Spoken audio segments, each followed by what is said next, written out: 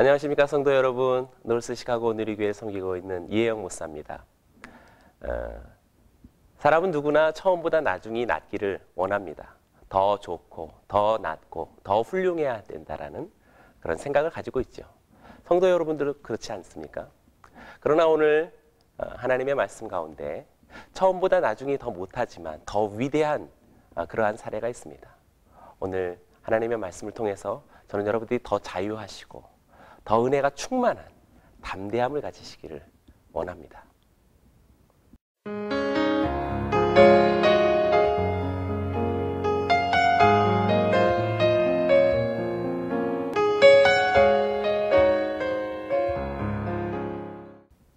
여호수아가 이스라엘과 함께 요단강을 건너서 가나안 땅에 들어간 그 후의 이야기입니다. 성경 여호수아 6장 10절에서 12절까지의 말씀은 이렇게 이야기합니다. 이스라엘 자손들이 길갈에 진쳤고 그 달 14일 저녁에는 여리고 평지에서 유월절을 지켰고 유월절 이튿날에 그 땅 소산을 먹되 그날에 무교병과 볶은 곡식을 먹었더니 그 땅 소산을 먹은 다음 날에 만나가 그쳤으니 이스라엘 사람들이 다시는 만나를 얻지 못하였고 그 해에 가나안 땅의 열매를 먹었더라. 모세의 출애굽과 여호수아의 가나안 입성은 여러 가지 면에서 닮은 꼴입니다. 400년 동안 애굽의 종되었던 이스라엘이 모세와 함께 자유와 해방을 얻었고요. 40년 동안 광야를 방황하던 이스라엘이 여호수아와 함께 비로소 가나안 땅, 이제 약속의 땅으로 들어가게 됐습니다. 모세의 시대에는 12명의 정탐꾼이 있었고요. 여호수아 시대에는 2명의 정탐꾼이 있음을 우리는 알고 있습니다. 모세의 시대에는 갈렙이라고 하는 위대한 믿음의 사람의 신앙 고백이 있었습니다. 그들은 우리의 밥이다. 반면에 여호수아 시대에는 2명의 정탐꾼의 신앙 고백은 나타나지 않지만 창녀라고 알려진 라합의 아주 귀한 신앙 고백을 우리는 기억합니다. 너희 하나님은 상천하지의 하나님이시다. 모세의 시대에 홍해를 건넜다면 여호수아 시대에는 요단강을 건넜습니다. 모세의 시대에 급히 고기와 빵을 먹고 유월절을 시작했다면 여호수아 시대에는 요단강을 건넌 이후 그 유월절을 감격스럽게 기념했습니다. 모세의 출애굽, 여호수아의 가나안 입성, 여러 가지 면에서 다 닮은 꼴입니다. 그런데 성도 여러분 생각해 보십시오. 처음보다 나중이 어느 것 하나 커진 것이 하나 없습니다. 성경은 기이하게도 400년 대 40년, 12명 대 2명, 갈렙 대 라합, 홍해 대 요단강, 처음 시작하는 그 감격과 그리고 어슴풀의 그 감격을 기억하는, 기념하는 것, 이 모든 것은 다 하나씩 스케일과 규모가 작아졌다라는 것을 이야기합니다. 그러나 사랑하는 성도 여러분 생각해 보십시오. 하나님의 스케일이 작아진 것일까요? 하나님의 능력이 축소된 것일까요? 하나님의 이스라엘을 향한 마음이 이제 어느 정도 줄어든 것일까요? 결국 그렇지 않을 것입니다. 처음보다 나중이 나아야 한다라는, 더 좋아야 한다라는, 더 훌륭해야 한다라는 우리는 세상적인 가치관과 문화의 기준에 의해서 우리는 심한 스트레스와 압박감을 가질 것입니다. 그러나 오늘 성경의 말씀으로 한번 잠잠히 들어가 보기를 원합니다. 왜 하나님은 그 스케일과 규모를 줄이셨던 것일까요? 만나를 먹는 것과 가나안 땅의 소산을 먹는 것, 그것은 어느 것이 더 위대하다고 생각하십니까? 홍해를 건너고 또한 요단강을 건넌 것, 둘 중에 어느 것이 더 위대하다고 생각하십니까? 성경은 오늘 여호수아가 가나안 땅에 들어가서 유월절을 기념하고 감격스럽게 그 땅의 소산을 먹은 이후 만나가 그쳤다라고 이야기합니다.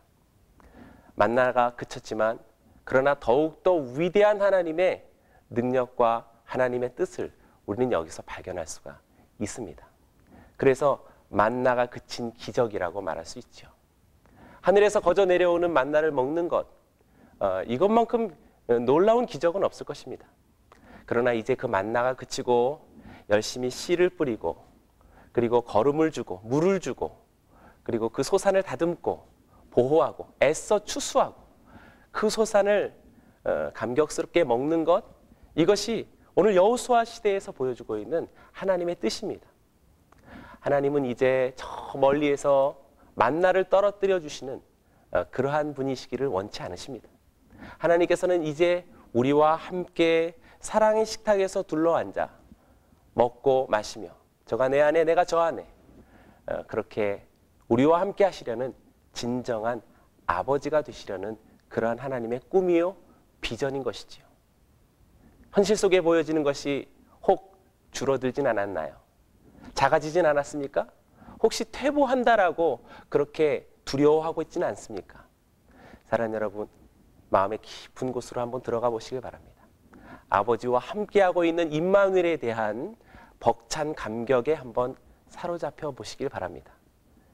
예전에는 성부 하나님의 천지 창조하시는 놀라운 육성의 말씀이 있었다면 이제 예수님께서는 우리와 함께 하시고 때로는 슬퍼하시고 때로는 기뻐하시고 때로는 눈물 지으시고 때로는 배고파 하시는 인간 예수님으로 오신 하나님의 아들을 우리는 알고 있습니다. 그분의 이름이 임마누엘이십니다.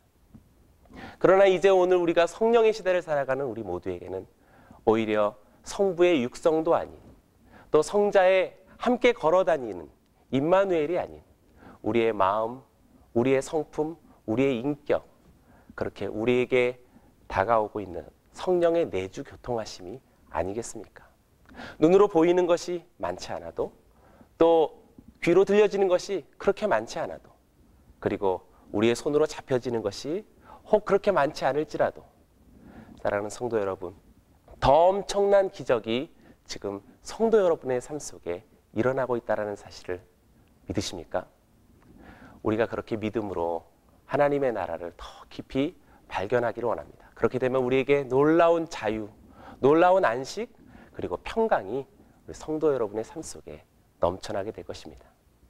만나를 먹는 것보다 오늘도 열심히 씨를 뿌리고 땀 흘려 수고하여서 밭을 일구고 그리고 그 땅 가나안의 소산을 먹는 것, 이것이 하나님의 꿈이십니다. 우리는 이제 홍해 건너는 것보다 요단강 건너기를 즐거워해야 할 것입니다. 만나를 먹는 것보다 이제는 열심히 씨를 뿌리며 그 땅의 소산을 위해 사랑하는 아버지와 함께 사랑의 식탁에 둘러앉아 놀라운 기적과도 같은 하루하루의 삶을 호흡하는 것입니다. 저는 성도 여러분의 삶 속에 이렇게 매일 같은 기적이 경험되고 그래서 위로와 평강과 놀라운 자유를 누리시는 우리 성도님들 되시기를 주님의 이름으로 축복합니다. 만나가 그친 것은 기적입니다. 열심히 씨를 뿌리고 오늘 하루의 소산을 위해 일하십시오. 하나님이 함께 하십니다. 기도하겠습니다. 사랑하의 하나님 아버지, 이제 저 멀리에서 만나를 떨어뜨려 주시는 그러한 하나님이 아니시오. 우리와 함께 우리의 내면에, 우리의 성품에, 우리의 인격에 역사하시고 진정으로 우리와 함께 하시는 아버지이심을 우리 성도님들이 경험하게 하시고 그것을 누리게 하시고 매일매일 만나의 기적보다 더 위대한 기적을 체험하며 살게 하여 주시옵소서. 예수님의 이름으로 기도드렸습니다. 아멘.